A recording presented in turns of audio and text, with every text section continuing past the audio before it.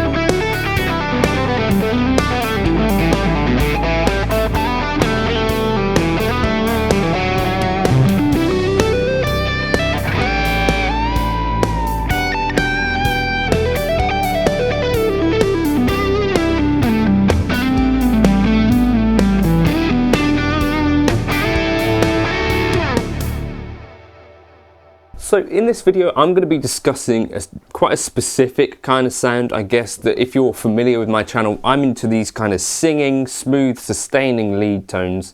Maybe Satriani-ish, maybe John Petrucci-ish. I'm not recording. I am recording. Maybe Alan Holdsworth-ish, maybe Alan Hines-ish. But this idea is that you've got quite a lot of gain, but, and here's the key aspect, I guess, not fizz and not a thin sounding lead tone, even if you're using, as I do, single coils. So we're going to go through it sort of element by element. So whatever modeler you're using, I think you can achieve more or less these things. So point one is to select your amp. And for me, I like to choose things with generally multiple gain stages. So something like a Mezzo Boogie Mark, something like a Lone Star, something like a Dumble ODS type sound. So these are typically, they'd be having like multiple gain stages going into one another. Cascading gain stages is what it was called, I think. I'm not totally sure if the 5150 actually has this, but I think certainly it's got oodles of gain. So you want something that is potentially capable of getting a little bit more gain than something like a Vox AC30 or something like a Fender Deluxe Reverb. You probably want something which has plenty of headroom for lots of gain. So all modelers tend to have a combination of these things. Now what you'll find generally is that as you up gain, things tend to get a little bit buzzsawy, a little bit fizzy. So there are a few things that we would do to mitigate that. I guess even sort of hot-rodded Marshall-y type stuff would work well for this as well. But the thing is, if you don't have a super high gain amp, so something like a Plexi or something like a Deluxe Reverb or Vox AC30, what you'd want to do is raise the level going into the amp. Typically, you might do that with something like a Tube Screamer. I would suggest something with less of a mid push than that, potentially a Timmy, or the Dodd OD250 works quite well for this kind of thing, which is, I think, a take on the MXR distortion. So something relatively flat. A Friedman BEOD pedal is actually really good in the Quad Cortex. And yeah, plenty of options around this, but look for a drive which has less of a mid boost I think also the Chandler tube driver, this sort of thing works quite nicely for this. Tube screamer and potentially like a Zen drive can maybe be a little bit bloated in the mids, so you take care of that later down the line. Talking of mids, the next thing that I recommend is pushing that mids up higher than lower, because I think for me, the sounds that I'm trying to accentuate in a guitar are the mid ranges, and the things that I don't want loads of, especially with these higher gain single coil tones, is loads of kind of high end stuff. So if I boost the mids, so what I would typically do is run the mids anywhere from 5 to 10 or whatever. Now on each kind of amp model, the mid control can do lots of different things. So on Mesa Boogie amps, for instance, some of their later mark amps, it kind of is a boost and it goes and does different things. So experiment with it. What you'll find, I think, typically is that as you turn mids down lower, it actually does get a little bit easier to play. You have more of that kind of liquid feeling. As you turn it up, possibly things might get a little bit tougher to play, but I think you'll cut through a mix better with higher mids, particularly single coils.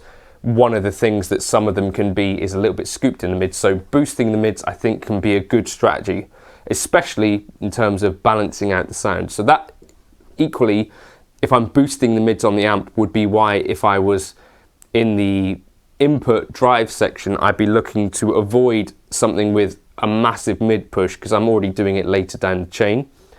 Now here is the really key point to this stuff, a thing called a low pass filter. Now it might be called other things in your modeler. It could be called a high cut, but what it actually is, a low pass filter, essentially you start to shave off the top end of your kind of guitar tone. Now I was listening to a podcast, Funk and Junk, with Rob Harris from Jamiroquai, and he was talking about this. He was talking about shaving off the top end in the quad cortex, and this is something that I have been doing for years and years and years now. And I think the idea as well, you hear Alan Holdsworth talk about it, because he has a shave and a haircut, is what he used to call it, where you're kind of shaping the signal so that there's less of the fizzy elements, because what happens as you up gain, essentially guitar tone gets closer to being white noise, and you know the sound of white noise, it's like fizz, right? Well, white noise is more than just fizz, but the thing that sticks out to me about white noise is that shh kind of fizzy sound, and this is possibly what we want to try to avoid if our lead tone is going to be smooth, sustaining, and not super kind of bitey. Now, you can obviously adjust this to taste, but in the Helix, the low pass filter is called the high cut, and it is -6 dB per octave in the cab section.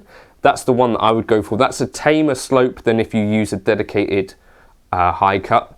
If you use the EQ block and a high cut in that, it's -12 dB per octave. Now the slope would be a little bit more aggressive, and so what I like to do is use a lighter kind of ramp, so that it kind of just progressively starts to kind of diminish some of those upper harmonic kind of crazy frequencies that I don't think you necessarily need loads of when you're trying to shred away with single coils. So in the fractal devices, this is adjustable, but -6 dB I think is pretty perfect. If you don't have a low pass filter, you could also use EQ. So in like plugins, what I would do is start to sort of shape the graphic EQ so that around beyond 4K, 8K, 16 kilohertz, you start to kind of taper that off and adjust that to taste. And what I might also do there is sort of boost some of the mids or upper mids. So that's another element. And then another really key element to really singing, sustaining lead tones, I think, a subtle or maybe not so subtle delay. And I think Andy Timmons gets this quite in the ballpark of what works for a lot of us.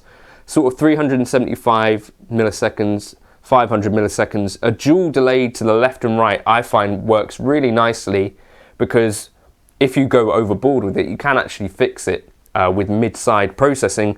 So yeah, something like a dual delay with a fairly long feedback, but mix between 20, 23%, 25%, adjust the taste.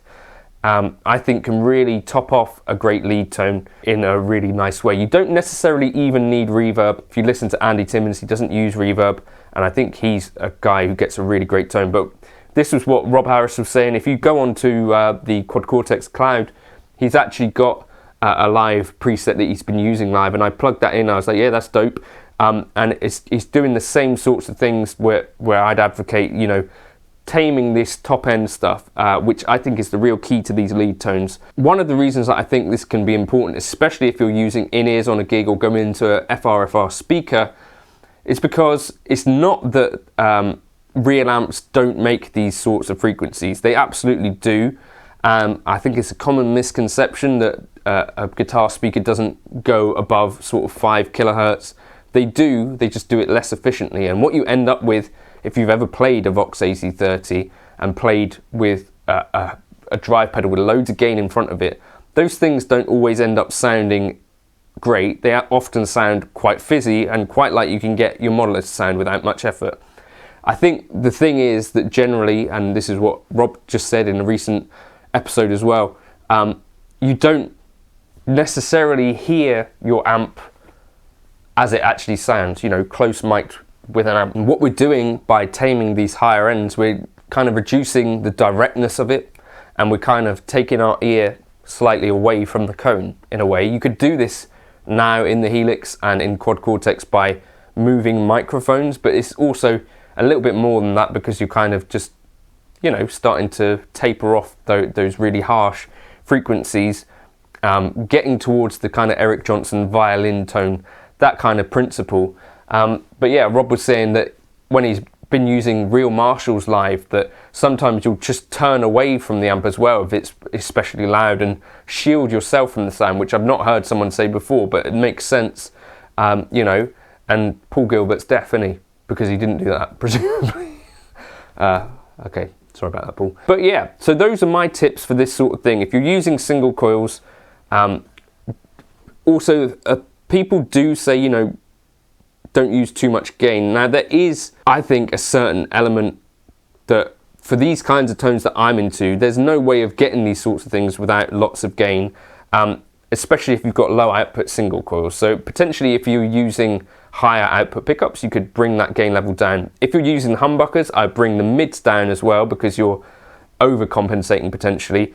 But using lots of gain is a good thing for this kind of thing. Using a low pass filter to bring things down, so even down to sort of 3 kilohertz, and listen and just try and, you know, make a judgment yourself about whether that's too much or not enough. You know, between sort of 3 and 6 kilohertz, I think is totally fine.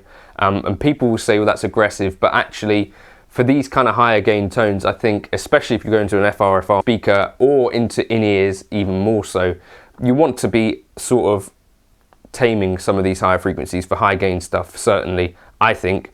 And then, because you've got this amount of high gain, you're probably going to want to use a noise gate as well at the start of the chain. And most modelers can do all of this stuff really easily. So I think you can probably achieve these sorts of things with any modeler. And those are just my tips for getting a good lead tone. High mids, plenty of gain, use a high cut, low pass filter. If you don't have one, use a graphic EQ, which is going to sort of taper off things above 4 kilohertz, 8 kilohertz, 16 kilohertz. Really start to bring those down and listen to what's happening as you're adjusting it, and then sprinkle in some delay to really get your nan impressed. I'll catch you in another video soon. I was using the Fractal FM9 for that intro. If you want to grab my presets for that, you can use the Buy Me a Coffee link. Thank you for stopping by, and I'll see you in another video soon. Lead tones. Let me know your thoughts in the comments. Of course, if you want a more present, fizzy, biting tone, then, you know, open up that high cut. There's no reason that you can't do that too.